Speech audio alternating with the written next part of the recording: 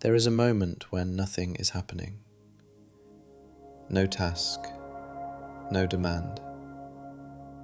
And in that moment, something inside starts to move. Most people don't dislike doing nothing. What they dislike is how it makes them feel.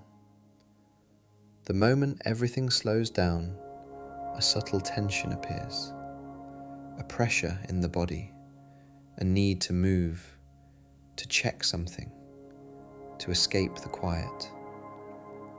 We call this feeling restlessness. But restlessness is not random. It doesn't come from nowhere.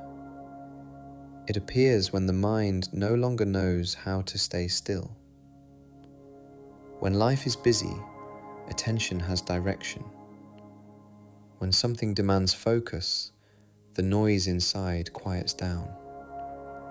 But when nothing is happening, that noise becomes visible. And most people interpret that as a problem. They think something is wrong with them. In reality, restlessness is a signal.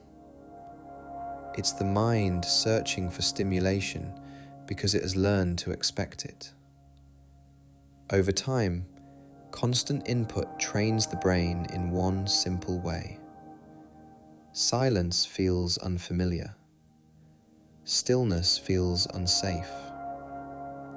So when the external world quiets down, the body reacts before you even think. You feel impatience, unease, a subtle urgency to act. Not because action is needed, but because stillness is unfamiliar. This is why sitting quietly often feels harder than staying busy. Busyness distracts. Stillness reveals. And what it reveals is not always pleasant.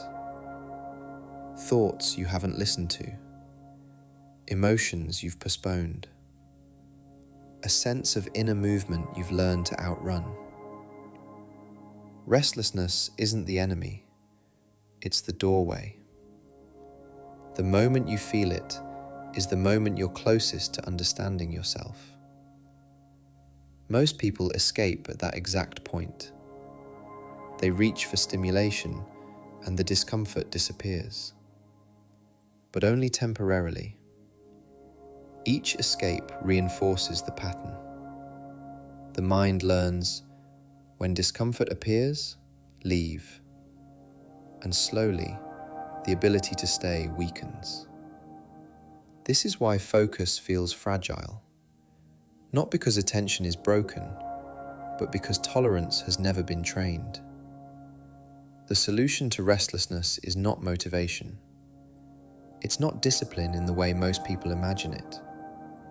It's not forcing calm or suppressing the urge to move. The solution is tolerance. The ability to feel restlessness without immediately obeying it. To notice the urge without acting on it. This is a skill. And like any skill, it develops through repetition. Here's how it begins. The next time you feel restless, don't try to fix it. Don't distract yourself. Don't label it as failure. Simply notice it. Notice where it shows up in the body. A tightening, a pressure, a subtle pull forward. Then do something very simple. Stay. Not forever, not heroically. Just a little longer than usual. Let the urge exist without giving it an escape route. At first, this will feel uncomfortable. That's expected. But discomfort is not danger. It's just sensation without distraction. If you stay, something important happens. The urge rises, peaks, and then fades. It always fades. What remains is not excitement, not inspiration, but steadiness, a quiet clarity. This moment is important. because it teaches the mind something new.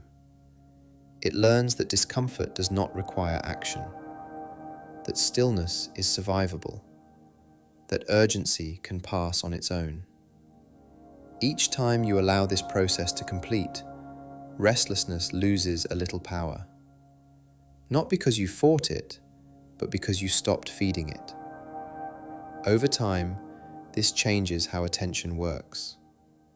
Focus becomes easier, not because you force it, but because you no longer panic when nothing is happening.